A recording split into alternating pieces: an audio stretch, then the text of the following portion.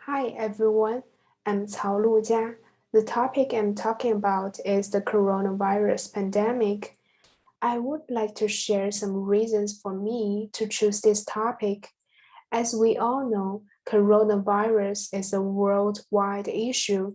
America is a country with the highest number of confirmation cases. People in America have gone through a hard time.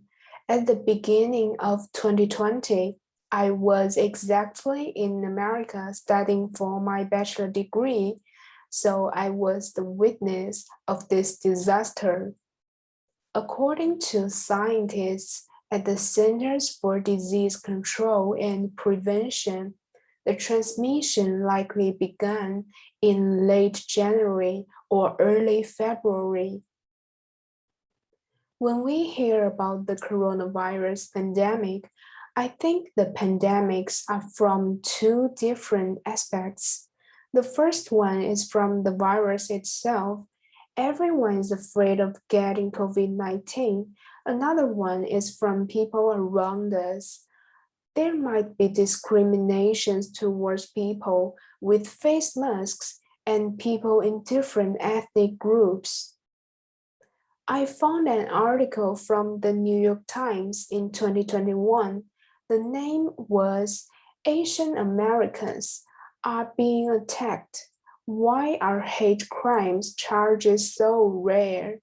In this article, the writer listed many examples about Asians who had been attacked in America.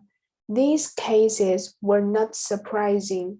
The first case in this article was about a Chinese man who walked home near Manhattan's Chinatown neighborhood. Suddenly, a stranger ran up behind him and plugged a knife into his back. The perpetrator was a 23-year-old man from Yemen. He had not said a word before the attack. Finally, prosecutors determined they lacked enough evidence to prove a racist motive. This case was charged with attempted murder, not a hate crime. This case was considered a new racist crime towards Asians.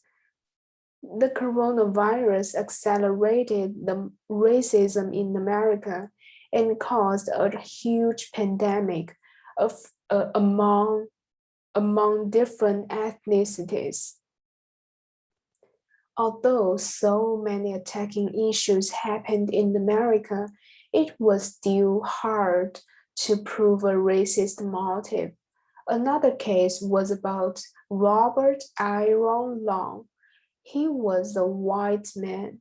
He was charged with shooting people in the Atlanta area, but investigators said it was too early to determine the motive. When the man was arrested, he denied he had a racial bias, so it was hard to identify it as a racist case. These attacks had, had exposed difficult questions in proving a racist motive. Why were so many Asians being attacked? Just as the writer mentioned in the article, stereotypes may influence people's opinions. They might think Asian women were weak and regarded them as submissive targets. The reality was the law was simply not designed to account for many of the ways in which Asian Americans experience racism. Here is an example in this article. In New York State, to charge such attacks as hate crimes, prosecutors would need to show that the victims were targeted because of her race. Historically, Asian Americans have been viewed as foreign no matter how long they have been living in the United States. Thus, in most situations, it's easy for people to treat Asian Americans as the physical embodiment of foreigners and disease. As for the early reports, it was easy to find photos of Asians in masks. When American people did not have enough background information about this new virus, it was easy for them to link it with Asian people. A large number of first reports, including the Donald Trump administration, also used inaccurate words to cover this virus. This was an inappropriate propaganda of the US government because they ignored the fact that there was no evidence showing the origin of the virus. Thus, it was racism when they named the virus with the country. Blaming on Asian Americans had not stopped, regardless of their ethnicity or generational status. It has been researched that the virus in America was spread by a traveler from Europe to travelers within the US. As more and more attacking cases happened in America, people were willing to buy guns to protect themselves. This graph shows the percentage of households in the United States owning one or more firearms from 1972 to 2020. It was published by the Statista Research Department. As we can see, in 2019, it reached a low point. However, as the virus spread it out, the rate became higher and higher. According to a research paper named Impact of Coronavirus Pandemic on Education, the pandemic is shown not only on physical safety, but also on students' education.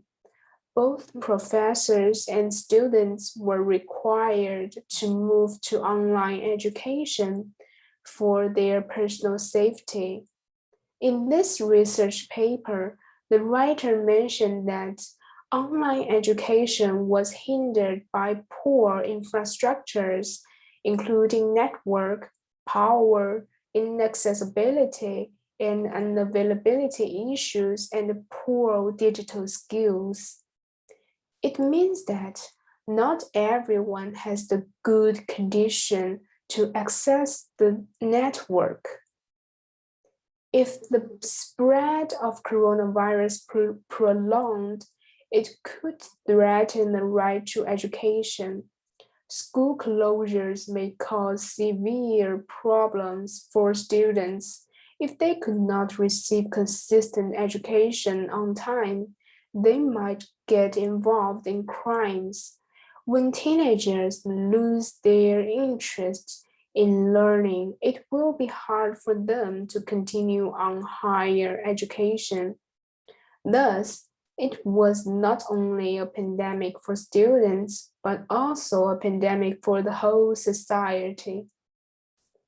There are some other bad effects which the writer has pointed out in this article. For example, many adults rely on free lunch or discount food provided by school. The shutting down of school is exactly the diminishing of resources for some poor kids to get the food. That's all. Thank you.